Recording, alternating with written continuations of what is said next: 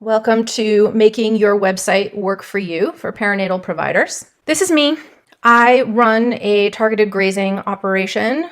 I also build websites and help people with their search engine optimization.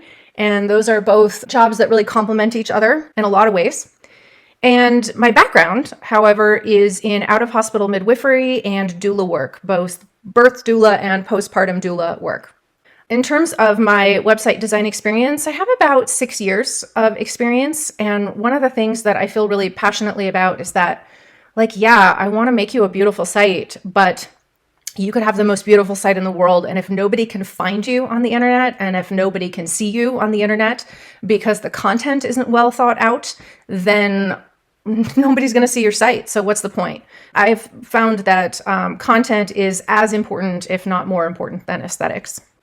I want this workshop to be an opportunity to take a look at what your business really needs in terms of content, search engine optimization, what kind of online presence you need, or how you can enhance what you already have.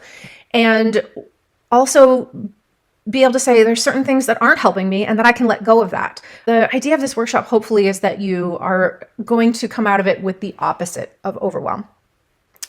A lot of people would tell me when I was midwifing, well, why do you have to do all this marketing? Word of mouth is really the gold standard. And you know what it is?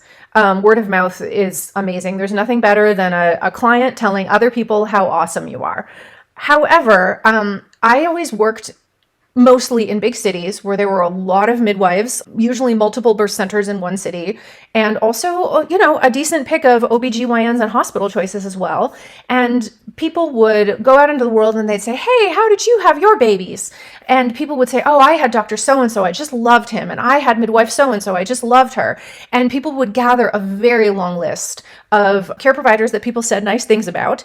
And that's too many people to interview. Too many people, right? So they needed to create a short list. So what they did is they went to the internet and they looked at websites, they looked at social media, they looked at Yelp reviews, and they would then create their short list, and they would from there schedule consultations. And I just felt like if I didn't have a pretty polished online presence, even with good word of mouth, I might miss out on an opportunity.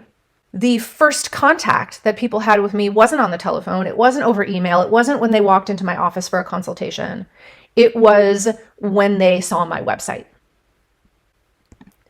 A theme of this workshop that I would like to just continue to come back to periodically and always hold in the forefront of our minds is that perfectionism is the voice of the oppressor.